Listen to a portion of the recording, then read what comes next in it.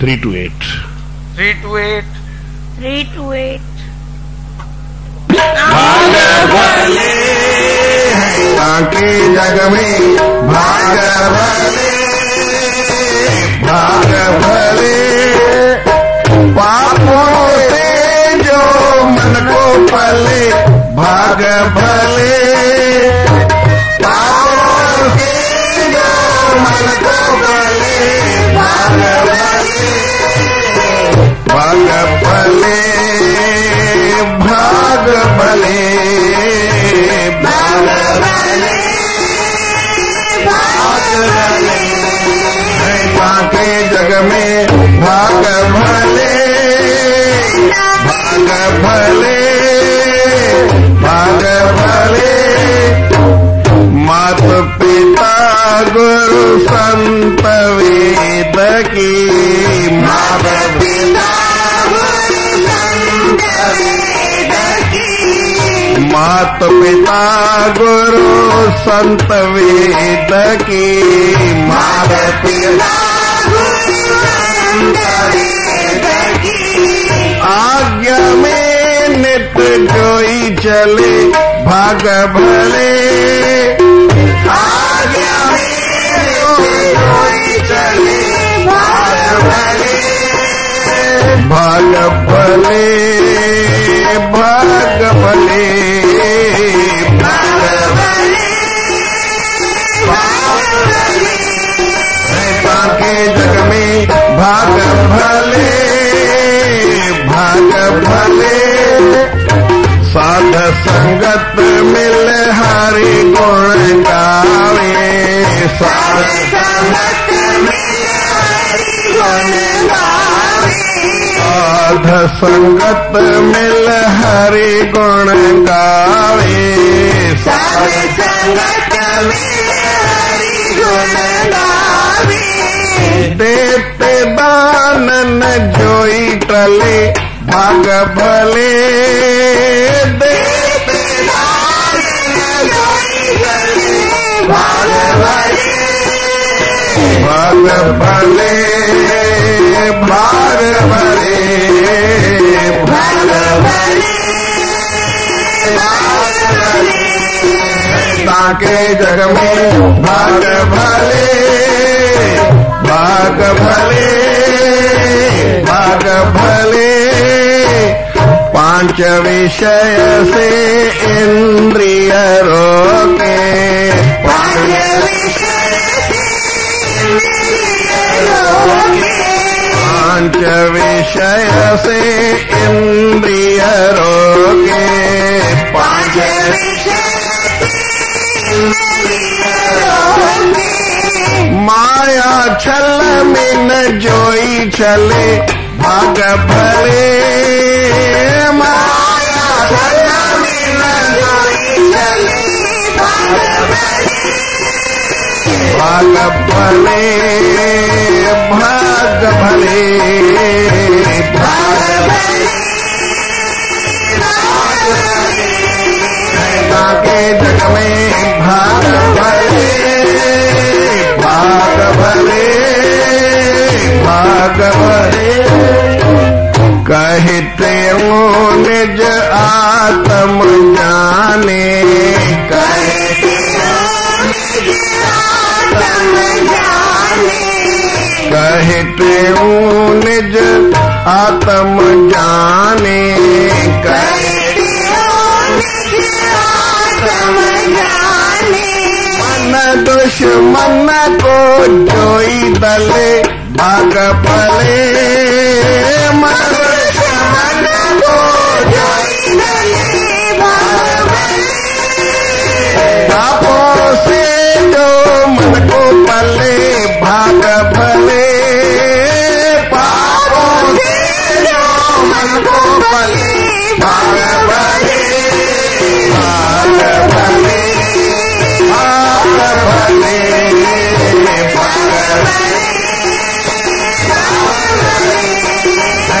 के जग में, भाग भले, भाग भले, भाग भले, प्रेम से बोलो श्री राम। सतनाम साक्षी, सतनाम साक्षी, सतनाम साक्षी, सतनाम साक्षी, सतनाम साक्षी, सतनाम साक्षी। परम आदरणीय सतगुरु महाराज उनके स्वरूप में बैठे हुए पूज्य योग साझा हमारे संत महात्मा एवं गुणीजन मंडल, सतगुरुदेव के स्वरूप में बैठी हुई सतगुरुदेव की प्यारी भागों वाली साथ संगत, प्रेम से बोलो श्री राम।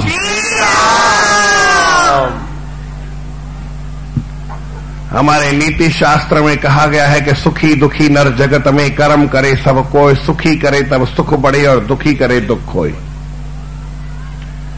सुखी और दुखी दोनों ही आदमी कर्म करते हैं। अगर सुखी आदमी सुख से में रह करके भी अच्छा कर्म करता है तो उसका सुख बढ़ जाता है, और कोई दुखी आदमी अच्छा काम करता है तो उसका दुख कम हो जाता है, दुख उसका नाश होता है। तो अगर हमारे भाग्य अच्छे हैं तो अच्छी बात है, बहुत अच्छा है, फिर भी हमें सत्कर्मों को करना चाहिए, और अच्छे नहीं है तो भाग्यों को अच्छा बनाना चाहिए। ये मनुष्य जन्म है, इसको खेती कहते हैं। इसमें आप जो भी बीज बोएंगे वैसा हमको मिलेगा। जिस तरह से हमारी खेती अगर अच्छी है भी, उस खेती को नष्ट होने से अगर रोकते हैं तो ये अच्छी बात है। मैं एक सवाल पूछता था कई लोगों से, भाई 5 रुपया कमाना अच्छी बात है, 5 रुपया कमाना अच्छी बात है, बहुत अच्छा है। 5 रुपए में मिसाल देता हूं, कुछ सब कुछ आ गया, 5 कमाओ, 5 लाख, 5 करोड़, अरब, कुछ भी।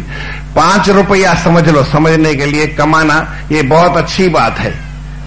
और कहीं हमारा नुकसान हो रहा है 5 रुपए का, उस 5 रुपए को नुकसान होने से बचावे। दोनों में अच्छी बात कौन सी है, ये मैं पूछता हूं। 5 रुपया कमाना अच्छी बात है, लेकिन नुकसान हो रहा है कहीं 5 रुपया हमारा, वो भी 5 रुपया वो भी है, तो नुकसान होने से बचाना ये अच्छा है, या 5 रुपया कमावे नुकसान होता रहे कोई बात नहीं? कौन सी अच्छी बात है? बचाना अच्छी बात है, ये सही बात है। क्यों कि आप 5 रुपया कमाते हैं, अच्छी बात है, बहुत अच्छा है, लेकिन 5 रुपया जो नुकसान आज हो रहा है ना, वो फिर आगे नुकसान बढ़ता जाएगा, उसको आप रोक नहीं सकते। इसलिए 5 रुपया नुकसानों से पहले बचाओ। 5 रुपया कमाओ या नहीं कमाओ, ये कोई ज्यादा बड़ी बात नहीं है। मैं भी बहुत भटकता हूं, कई लोगों से बातें पूछता हूं, जरूरत नहीं होती है, पर कोई अपने आप बताए। मैं तो अखबार भी नहीं पढ़ता जो उस बात का पता चले। मैं चाहता हूं दुनिया की बातें मेरे पास नहीं आवे, पर कहीं न कहीं से आ जाती है, पता नहीं किस तरह से आ जाती है। एक जगह स्ट्राइक थी तो 4 दिन दुकानें बंद रही।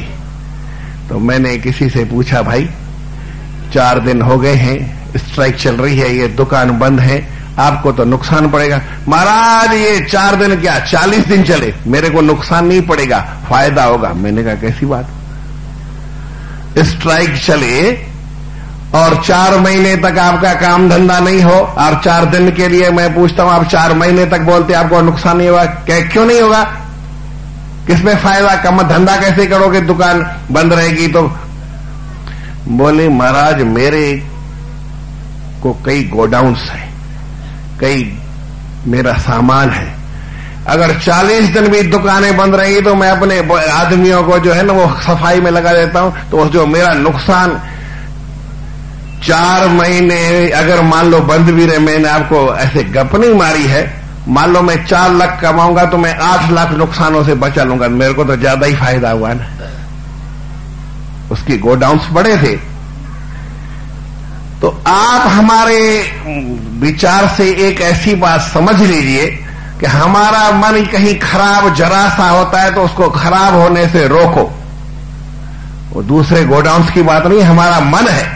अभी जैसे आपको स्वामी जी ने बताया ना, हम सोचते हैं कि संसार को सुधार दें, लेकिन एक संसार की डेफिनेशन समझ लो, संसार कहते किसको है? अरे सुधारक जगत की, अरे सुधारक जगत की चिंता मत कर यार। अरे तू संसार को सुधारने वाला बन करके सुधारने की इच्छा करता है तो चिंता मत कर, पहले संसार समझ ले। तेरा मन ही जगत है, पहले इसे सुधार। संसार क्या है? मैं आप कहेंगे कि संसार ये इतने आदमी सारे नहीं बैठे, ये संसार है। कहते नहीं, ये संसार नहीं है। इतना ये मंडप लगा है, इतना खर्चा होता है, इतना आता है, इतना जाता है, इसको संसार कहते हैं। इतने आदमी आए, इतने आदमी गए, इसको संसार कहते हैं। इतना भंडारा चला, इतना नहीं चला, इतना ये काम हुआ, ये काम नहीं हुआ, इसको संसार नहीं कहते हैं। क्या कहते, किसको संसार कहते हैं? आपका जो मन है यही संसार है, हर एक व्यक्ति का। और आपने इस मन को सुधार लिया, हमने अपने मन को समझा लिया, तो ये सारा संसार अपने आप सुधर जाएगा, फिर सुधारने की जरूरत नहीं पड़ेगी। आप कहेंगे ऐसा कैसे? तो आप सबने एक कथा सुनी है, मैं वो पुरानी कथा आपको सुनाता हूं कि जो मैं बोल रहा हूं वो झूठ है या सच है, बात सामने आ जाएगी। एक छोटा सा लड़का था, वो गुड़ खाता था। मां और बेटे घर में रहते थे, तो वो लड़का गुड़ खाता था। तो मां बड़ी परेशान थी कि मेरा लड़का गुड़ खाता है, तो ऐसा कि पैसा कम है, खर्चा होगा, इसकी बात नहीं है, पर गुड़ खाने से उसको बीमारी होती है, शरीर में रोग लग जाता है, उसको काफी बीमारियां बढ़ गई है, फिर भी वो गुड़ खाना नहीं छोड़ता है। जैसे बच्चे हैं ना छोटे छोटे, वो टॉफियां ज्यादा खाते हैं, दांत गिर जाते हैं, शरीर की चमड़ी खराब हो जाती है, पेट खराब हो जाता है, और कुछ उनको कई नुकसान होते हैं। तो वो गुड़ खाता था, उसको नुकसान भी बहुत होता था, शरीर में कोढ़ हो गया था, बीमारी हो गई थी, खुजली हो गई थी, दाद खाज नहीं डड के छाजन, हाँ, उसको शरीर जो ना बिगड़ गया था, स्किन उसकी खराब हो गई थी, स्किन डिजीज उसकी ज्यादा बढ़ गई थी, एलर्जी उसको हो गई थी, चर्म रोग हो गया था। मां बड़ी परेशान थी, दवाइयां करे लेकिन कोई फायदा नहीं होता था। तो माता ने सोचा कि मैं किसी संत के पास ले जाऊं, इतना कुंभ का मेला है, बहुत संत महात्मा आए हैं, संत से जाकर लाके कहूं आशीर्वाद कोई कर देवे संत महात्मा, इसके ऊपर आशीर्वाद हो जाए तो ये गुड़ खाना छोड़ दे। तो एक महात्मा ऐसे थे, और महात्मा में माता जी का विश्वास हुआ, बोले कि 1 महीना रहे हैं, महात्मा बड़ा अच्छा है, इसके पास ले चलते। तो ले आई लड़के के पास, लड़के को महात्मा के पास। अब इतने लोगों ने किसी न किसी की कथा तो सुनी होगी। महात्मा ने क्या जवाब दिया? बोले 8 दिन के बाद ले आना। 8 दिन के बाद क्या कहा? मैं क्यों आपसे पूछता हूं? कथा मैं आपको बता सकता हूं, लेकिन आपको भी मालूम पड़े कि मैं आपकी कथा पहले सुनी हुई है, कि मैं नहीं बाहर से आया हूं आपको नई कोई ऐसी चीज दे जाऊं। नहीं, मैं आपको वो पुरानी बात जो आपको भूल गई है वो खाली याद दिला के जाऊंगा बस। मेरे को और कोई मतलब बातें तो वही है, कोई नई बात मैं कहां से लाऊंगा, पर बातें हमारी भूल गई है। मैं आपसे पहले पूछा कि आप वो नई बात सुनाओ, उससे अच्छा है कि मैं पुरानी बात याद दिला दूं आपको। आपने कहा नुकसान होने से बचाना अच्छा है, तो आपको वो पुरानी बात जो भूल गई, आपका जो नुकसान हो रहा है वो नुकसान होने से बचा देता हूं। नई बात तो आप कहीं से भी ले लेना, दुनिया भर में बिकती रहती है, मिलती रहती है, मेरे पास नई बात कहीं होती भी नहीं है। प्रेम से बोलो श्री राम। महात्मा ने कहा कि माता जी आप इस बच्चे को 8 दिन के बाद ले, और 8 दिन के बाद मान लो वो माता ले आई, तो महात्मा ने कहा कि बेटा गुड़ खाना छोड़ दे। तो बेटे ने गुड़ खाना छोड़ दिया। माता आई दोबारा महात्मा के पास, बोले महाराज आपने मेरे को 8 दिन की तकलीफ क्यों दी? 8 दिन मेरे को क्यों लाए? 8 दिन पहले ही दे देते। इसको लड़के को कहते आपका लड़का ये मान जाता, कहना क्यों नहीं मानता? क्योंकि आज भी मान गया तो पहले भी मान लेता। महात्मा ने कहा ये पहले मेरा कहना नहीं मानता, 8 दिन के बाद ही इसकी इलाज होने वाली थी, इसीलिए 8 दिन इसको मैंने रोका।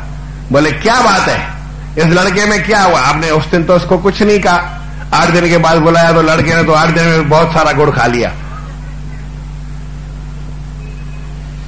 बोले एक बात तो ये हुई कि इसको 8 दिन के बाद मैंने जब बोला, ऐसे ने कहा कि महात्मा 8 दिन की मेरे को बात की बुलाएगा ना, तो 8 दिन मेरे को याद करता रहा, इसको मेरा चिंतन रहा, गुड़ की तरफ से ध्यान हट गया।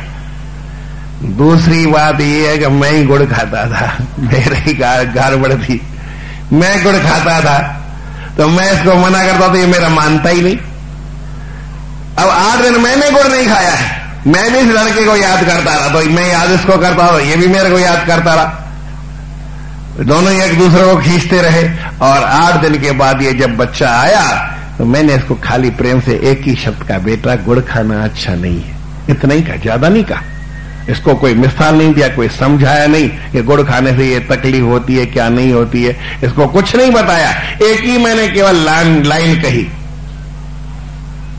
तो जो योग्य पुरुष होता है उसको एक वचन वो परमात्मा संतों का लग जाता है, कोई बड़ी बात नहीं है, एक ही वचन लगता है, इतना समझाने की जरूरत नहीं पड़ती है। परंतु जब तार मिले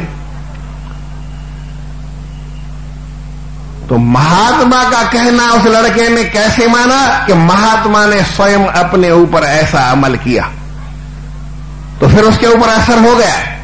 तो अपने मन को आप अपने पापों से दूर कर दो, मन को पाप की तरफ नहीं जाने दो, तो दुनिया सारी पाप करना छोड़ देगी। कभी कभी मैं रेडियो या टीवी सुनता भी नहीं हूं, देखता भी नहीं हूं, पर कभी कभी चलते फिरते कोई बात है, वैसे तो मैं अखबार भी नहीं पढ़ता हूं, पर कभी कभी एक बात, कोई एक इंटरव्यू चल रहा था, तो वो नीतीश भारद्वाज जो कृष्ण भगवान बना था ना, वो कोई नेता बन गया है, मिनिस्टर है कोई ना कोई, पता नहीं कौन सा, ये नहीं मालूम, पर मिनिस्टर है। तो अखबार किसी टीवी वाले ने उसको बुलाया और उसका इंटरव्यू लेना चाहा, और इंटरव्यू में उससे पूछता है, देखो भाई, सारे लोग कहते हैं, किसी को कहते हैं ये काम करो, तो ये काम करो कि ये काम करो, तो वो बोलता है कि यार मैं अकेला क्या करूंगा, अकेले से क्या होगा, ऐसा सारे कहते हैं। तो इस इंटरव्यू वाले ने सवाल पूछा कि आप इसके बारे में क्या कहेंगे। भाई मैं अकेला हूं, इतना सारा काम कैसे कर सकता हूं, अकेले से मेरे से क्या होगा, इसलिए मैं कुछ नहीं कर सकता हूं। तो वो तो कृष्ण भगवान बन चुका था, कहीं का घड़ा हुआ था, घड़ा हुआ समझे थे वो, भाई किसी ने उसको खराद से निकाला हुआ था, परिमार्जित था, बड़ा नेता बना तो कुछ समझदार था, उसने एक ही जगह, सारे ही अगर ऐसा कहेंगे भाई एक से क्या होगा, एक से क्या होगा, एक से क्या होगा, तो कैसे काम चलेगा। किसी एक को तो काम करना ही पड़ेगा, एक को तो आगे बढ़ना पड़ेगा, एक बढ़ेगा तो उसके पीछे सारे बढ़ जाएंगे, ऐसा नहीं कि सारे नहीं बढ़ेंगे, बढ़ जाएंगे, पर एक कोई आगे बढ़े तो सही। तो जो अपने मन को एक ही आदमी, कोई भी आप में से छोटा हो या बड़ा हो, एक व्यक्ति अगर समझ जाएगा तो अपने आप दूसरे को खींच के समझा देगा ना, इसमें कोई तकलीफ वाली बात नहीं है। तो कहते हैं कि भाग भले हैं उसके जग में, भाग भले पापों से जो मन को पले, जो अपने मन को पापों से रोके। मैं आपको शरीर से पाप करने की बात नहीं करता हूं, शरीर से कोई पाप कर भी नहीं सकता, शरीर का कोई हिसाब भी नहीं माना जाता है, मन की बात मानी जाती है। मन का किया सत्य होता है, शरीर का किया झूठ होता है। आप मन से सारा दिन कुछ बुरा भला सोचते हैं, इसलिए बीमार पड़ जाते हैं, इसलिए तकलीफ बढ़ती है, क्योंकि मन का किया सत्य होता है। लेकिन शरीर से आप काम नहीं करते हैं तब भी बीमार पड़ जाते हैं। अगर आप शरीर से काम करते रहे तो आपको तकलीफ ज्यादा नहीं होगी, कोई आपको ज्यादा दुख होने वाला नहीं है, आपकी बीमारी को आपको होने वाली नहीं है, आपकी बीमारी सारी उतर सकती है, क्योंकि आप शरीर से काम करते हैं। लेकिन मन से जो आदमी व्यर्थ की बातों को निकाल देता है, पापों को, मन को पापों की तरफ जाने से रोकता है, वो जीवन में धन्य है, वो भाग्यवान है, वो अकल वाला है, उसकी दुनिया में भाग अच्छे हो जाते हैं, भाग्य बन जाते हैं, वो भाग्यवान बन जाता है। परमात्मा उसको अपना लेता है, किसको? जो अपने मन को पापों से हटा लेता है। आप मन से कोई पाप नहीं करना, बाहर से तो नहीं करेंगे, मन से नहीं करेंगे तो बाहर से भी कोई नहीं कर सकता है। तो अपने मन को समझाओ कि मन, आप पाप कर्म नहीं कर रहा। संतों महात्माओं ने जितना भी सत्संग किया है अपने मन को समझाया। प्रेम से बोलो श्री राम। श्री राम। हमारे सदगुरु स्वामी सर्वानंद जी महाराज, वो हमेशा जब भी सत्संग शुरू करते तो कहते कि अपने मन को जगाते थे, हे मेरे मन जागो। अपने मन को जगाते थे और जो भी सत्संग सुना दे अपने मन को सुना दे थे। आगे भी संतों महात्माओं ने ऐसे किया है। भर्तृहरि जब एकांत में बैठे तो मन में आया मैं कुछ, क्योंकि पढ़े लिखे थे, जानकार थे, समझदार थे, राजा थे, बहुत कुछ अनुभव किया था।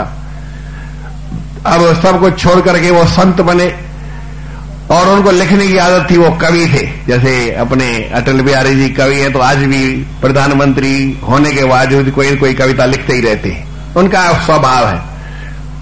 तो राजा भर्तृहरि जी जब स्कूल में पढ़ते थे और थोड़े जवान हुए तो उन्होंने कुछ लिखा। 100 श्लोक लगभग उन्होंने लिखे, 100 या 10-12 इधर नहीं बना, 100 से 12 या 8 या 10 ऐसे 100 से ज्यादा 100 श्लोक उन्होंने लिखे। उनको उस समय का जैसा अनुभव था वैसा लिखा। उसका नाम है श्रृंगार शतक। उन्हें में उसमें जवानी की सारी बातें लिखी है। फिर जब वो राज्य करने लगे तो राजा बन गए, तो राजा का काम राजकाज करते उनको बहुत कुछ अनुभव हुआ, तब उन्होंने कुछ लिखे। तो 100 श्लोक लिखे। तो उन्होंने उस समय नीति के, मर्यादा के श्लोक लिखे, उसको नीति शतक कहते हैं। फिर जब वो राजकाज छोड़ करके एक संत बन गए, महात्मा बन गए, जंगल में आकर रहने लगे, अकेले बैठे थे। तो जंगल में बैठे बैठे भी उन्होंने कुछ अनुभव किया, तो भी उन्होंने 100 श्लोक लिखे, उसको वैराग्य शतक कहते हैं। जवानी में उन्होंने क्या लिखा जी? श्रृंगार शतक, 100 श्लोक लिखे। राजकाज में राजा होने के बावजूद उसने राज में क्या लिखा? नीति शतक, क्योंकि राजा को नीति प्यारी होती है, नरपत नीति प्यारी है। और जब संत बने तो उनको वैराग्य हुआ, वैराग्य के उन्होंने 100 श्लोक लिखे हैं। बोले मैं इतना सारा लिखता हूं, किसको बताऊं? कौन सुनेगा मेरी ऐसी बातें? अनुभव तो मैंने किया है। बोले मैंने मन से अनुभव किया, अपने मन को ही सुनाता हूं, दूसरे को नहीं। वक्ता भयो निज आप, श्रोता मन निज मन को कियो। अपने मन को ही सुनाता हूं, दूसरे किसी को सुनाने की जरूरत नहीं है। वैसे हम तो सत्संग यहां आपके लिए इतने बड़े माइक लगाते हैं, पर सही बात है कि आपको सुनाते सुनाते कुछ हम ही सुन गए, हमारे मन को थोड़ी बहुत आनंद बहुत मिलता है। तुलसीदास जी महाराज ने कहा कि मैं रामायण इतना सारा लिखता हूं, कौन सुनेगा? किसी के मन में श्रद्धा तो है नहीं, मैं रामायण सुनाऊं। बोले स्वांत सुखाय तुलसी रघुनाथ गाथा। अपने मन में बड़ा आनंद आता है, बड़ा मन में आनंद आता है, मन में शांति आती है। अपने मन को समझाने के लिए बना। तो हमारे सदगुरु महाराज स्वामी सर्वानंद जी महाराज क्या करते थे? अपने मन को समझाते थे, अपने मन को ही बात आते थे, अपने मन को जगाते थे। हे मेरे मन जागो, इसी नाम से किताब भी लिखी है, हे मेरे मन जागो। ये देखो आपके सामने, इसमें हमारे स्वामी जी के, सदगुरु महाराज के, स्वामी सर्वानंद महाराज के 6 सत्संग है। वैसे उनके जीवन के तो ये दर्शन हो रहे हैं और सामने अनुभव के वचन 20। उन्होंने कथाएं लिखी, कथा के बाद कथा का सार लिखा और सार के बाद सार सिद्धांत, सिद्धांत सार लिखा। कथा लिखी, कथा का सिद्धांत लिखा, कथा के बाद सिद्धांत का भी सार लिखा। वो सिद्धांत सार यहां है, कथा भी नहीं है, कथा का सिद्धांत भी इसमें नहीं लिखा है। ये 20 वचन है, सामने लिखे हुए हैं यहां पे दीवार में, जब कभी आप चाहो तो पढ़ सकते हो। उनके हाथ के गुरुमुखी में ऊपर लिखे हुए, नीचे हिंदी में, फिर क्योंकि गुरुमुखी पंजाबी भाषा लोग नहीं समझते। ऐसे तो स्वामी जी की इच्छा थी तो उसके गुरु महाराज का आशीर्वाद भी हुआ, तो गुरु महाराज का ग्रंथ श्री प्रेम प्रकाश ग्रंथ वो गुरुमुखी में भी है। और गुरुमुखी में जो व्रत रखते हैं शनिवार का लोग, जिससे लोगों की सभी मनोकामनाएं पूर्ण होती है। मनोकामना तो अपने विश्वास से पूर्ण होती है, जिसका विश्वास होगा उसकी मनोकामना पूर्ण होती है। आज तक इतने साल बीत गए, कई जगह मेरे को भी अलग अलग शहरों से लोग मिठाइयां भेजते हैं। मैंने कहा ये तो अच्छी बात है कितनी दूर से मिले, महाराज हमारे मन की इच्छा पूरी हुई, महाराज हमारे को नौकरी मिल गई, महाराज हमारे को ये हुआ, हमने 40 व्रत रखे। पर ये सब बाहर की बातें हैं। हमारे गुरु महाराज तो अपने मन को समझाते, हमारे मन को ज्ञान हो जाए तब कोई मेरे को मिठाई भेजे, महाराज मैं गुरु महाराज का पुस्तक पढ़ के ज्ञानवान हो गया तो मेरे को मिठाई भेजिए तो मेरे को खुशी हो। बाकी किसी को लड़का होता है, किसी को नौकरी मिलती है, किसी का दुकान बनता है, किसी का मकान बनता है, ये तो सब स्वामी जी बोलते थे ये भूसा है। अनाज को बीज बोते हैं वो किसके लिए? अनाज के लिए, भूसे के लिए नहीं बोते हैं, घास फूस के लिए नहीं बोते हैं। लेकिन घास फूस हो जाए, ये शुरू में तो घास फूस होगी, लेकिन आगे हमारे मन को भी ज्ञान मिले तो उसके लिए हमारे गुरु महाराज के सत्संग की, इसमें 6 है। कल मैं दूसरी किताब बताऊंगा, स्वामी जी के 6 सत्संग और हैं, पर ये 6 सत्संग अपने मन को जगाने के लिए। किताब का नाम ही है हे मेरे मन जागो। किताब भले ये 25 रुपए की है, हमारी कितना खा जाए, लेकिन यहाँ आपको फ्री में नहीं मिलेगी और 25 रुपया भी नहीं लेंगे। क्या लेंगे? केवल 10 रुपया। क्यों लेते हैं 10 रुपया? 10 रुपया तो केवल आप कवर छपाओगे और फोटो देखोगे उसका ही है। पर क्यों लेते हैं कि आदमी पढ़ सके, कदर करे। 10 रुपया कोई बड़ी बात नहीं, 10 रुपया तो मेरे को और लोग ऐसे ही भेटा रख जाते हैं, पर वो 10 रुपए की बात नहीं है। ये किताब पे जिसको किताब हिंदी पढ़ना अच्छी आती हो तो अपने आप तो सत्संग सुन गए, लेकिन घर में बच्चे बैठे रहते हैं, बड़े हैं, छोटे बड़े, आपस में जब खाली समय हो तो ये सत्संग कोई ऐसा किताब पढ़ने की नहीं है, ये किताब एक एक कथा पढ़ करके समझने की है। जिसने अपने मन को समझा है वो ज्ञानवान हो जाएगा, उसके भाग भले। यही गुरु महाराज कहते हैं भाग भले हैं, भाग भले ताके जग में भाग भले, पापों से जो मन को पड़े। इसको पढ़ने से आपके मन को थोड़ा असर होगा, मन जग जाएगा तो मन कम से कम पापों में नहीं जाएगा। फिर किसके भाग भले होते हैं वो 4 बात स्वामी जी बताते हैं। मात पिता संत गुरु की जो आज्ञा में चलता है, बड़ों की आज्ञा में चलता है, उसके जग में भाग भले होते हैं। बड़ौदा में सत्संग होता है तो ये सारी जितनी जनता है, मुझे तो कहते हैं आप जहां भी जाते हो तो बड़ौदा ही हो जाता है तो उज्जैन भाई। मैं तो कहता हूँ भाई उज्जैन में, बड़ौदा में उज्जैन क्षिप्रा माता जो है ना, वो उसको मैं बड़ौदा ले जाऊं, चलेगी? ऐसी बात नहीं है, आशीर्वाद देने के लिए। पर यहाँ भी बड़ौदा हो गया है, इतना बड़ा आप प्रेम में से आते हैं, सत्संग सुनते हैं और शांति से सुनते हैं, सबसे बड़ी बात है। तो फिर मैं वहां एक बात कहता था, वहां पे सिंधी में सत्संग करता हूँ क्योंकि सारे सिंधी हैं। यहाँ पे 8-10% या 20% हिंदुस्तान के हिंदी भाई हैं, MP के, उनको भी बात समझ में, क्योंकि संत तो सबके होते हैं। संत कोई सिंधी गुजराती नहीं होता है, वो तो सभी का होता है, सबको कल्याण। परमात्मा है वो सभी का है, परमात्मा भी कोई सिंधी और गुजराती नहीं होता है, सिंधी और मराठा MP का नहीं होता है, वो तो सब जगह का ही है। भगवान कृष्ण चाहे मथुरा में थे, चाहे द्वारका में थे, और चाहे यहाँ आकर के पढ़ने लगे, तो गुजरात, MP और UP एक ही बात है, क्योंकि भगवान कृष्ण 3 जगह चले। तो कहने का मतलब मैं क्या कर रहा हूं, एक बात पूछता था, भाई बहू कितनी भी अच्छी हो और सास कितनी खराब क्यों ना हो, बहुत खराब हो, लड़ने झगड़ने पे असुर माना वो तैयारी रहती हो 24 घंटा, परंतु बहू जो है वो अकल वाली हो, समझदार हो, वो जैसा सास कहे वैसा कहना मान जाए। क्या भी कहे सास, क्या भी कहे बहू मान जाए, तो क्या फिर झगड़ा हो सकता है? जैसा आपको स्वामी जी ने बोला, मैं 500 रुपया उसकी सास को दूंगा, इससे झगड़ा करो। 500 रुपया मैं ऊपर से देता हूं कि भाई तू झगड़ने वाली है, तेरी बहू से झगड़ा कर, तो करेगी? बोले महाराज जैसा कहती हूँ वैसा तो मानती है, अब कैसे झगड़ा करूं? नहीं माने तो मैं उसको कुछ भी कह सकती हूँ, कुछ भी लड़ाई कर सकती हूँ, पर वो सारा ही कहना मानती है। क्या करूं? मैं झगड़ा नहीं कर सकती, मेरे को 500 रुपया ऑर्डर मेरे को देगी, लेगी नहीं, मेरे से झगड़ा करेगी नहीं। अरे भाई उसका स्वभाव है झगड़ने का, वो रात दिन झगड़ती है, सबसे झगड़ती है, क्यों नहीं झगड़ी? बोले महाराज क्या करें, वो कहना मेरा बहू सारा ही मानती है तो मैं कैसे करूं? और इस बात को हमारे सदगुरु स्वामी शांति प्रकाश जी बताते थे।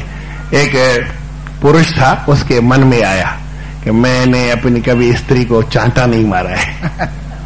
मूर्खता की बात है, पर आ गई मन में। 8 हो गए, 8:01 हुआ है, 5 मिनट 2 मिनट वो सलाम का था कि नहीं, जल्दी हो तो बन गए। हमारे सदगुरु महाराज, एक किसान था, उसके मन में आया कि मैंने अपने स्त्री से कभी झगड़ा नहीं किया है, मेरी इच्छा है कि एक बार उसको मैं एक थप्पड़ मारूं और उसके बाद मैं उसके चरणों में गिर जाऊंगा, माफी मांग लूंगा, सब कुछ करूंगा, पर एक बार मेरे मन की बात पूरी होनी चाहिए। उसने 2 महीने तक पूरा इंतजार किया, उल्टा चला, सीधा चला, कम कहा, ज्यादा कहा, आगे आया, पीछे आया, सारी उल्टी साधी बातें की, लेकिन उसकी जो स्त्री थी वो बड़ी अक्लमंद थी। और मेरा पति तो परमात्मा का स्वरूप है, कोई मौका ही नहीं दिया, जो सा वो कहते थे वो मानती थी। एक दिन उसके पति ने कहा कि देखो मेरे को 2 महीना हो गया है, मेरे को ऐसा मौका ही नहीं मिला, आज मैं ऐसा करता हूं कि खेत में अपने बैल चलते हैं, पानी निकालते हैं, तो 2 बैलों को ऐसे उल्टा बांधता हूं और 2 बैलों को ऐसे